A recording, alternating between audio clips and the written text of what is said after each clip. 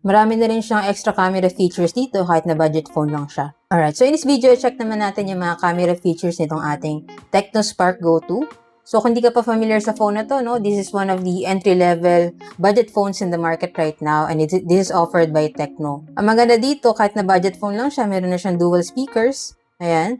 Tapos yung kanyang camera is 13 megapixel, and then front camera niya is 8 megapixel. Malaki-laki na rin yung kanyang display, 6.67 inches. Battery is 5,000 mAh, so matagal-tagal din siya malobat. And then, di mo mahalata na budget phone lang siya kasi maganda yung design niya. So anyway, back to the topic tayo, no? Tara sa kanyang camera. Ito yung kanyang mga camera features, no? Isa-isahin natin. So meron siya ditong AIGC portrait mode. So pag may pinicturean ka, pwede niyang i-turn into AI yung picture. Yan. And then sa video niya, ang kanyang maximum resolution is up to 2K at 30 FPS sa kanyang main camera. Yan. Tapos maximum zoom, check natin, up to 4x sa kanyang video.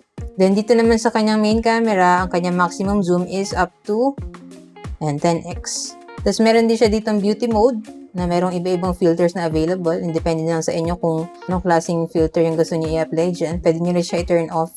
And then may portrait mode din. Super night mode, pag mag-take ka ng photo sa gabi, makakatulong yan. Tapos meron din siya ditong time-lapse, vlog, dual video, panorama, documents, and pro mode. Yan. So yan yung kanyang mga features sa kanyang main camera. Yan. So, kapag dual video, no, sabay na gumagana yung kanyang front camera and then yung kanyang back camera. Diba? Kahit na entry-level phone siya, meron na siyang ganyang feature. Pag ganito naman yung kanyang selfie camera, no, meron din siyang AIGC portrait mode and then video mode. Maximum resolution sa video, check natin. So, pwede rin siya up to 2K at 30 FPS sa kanyang front camera. Then, meron din siyang AI cam dito. Yung kanyang default camera, beauty mode. Pwede ka mag-apply ng mga filters din dyan.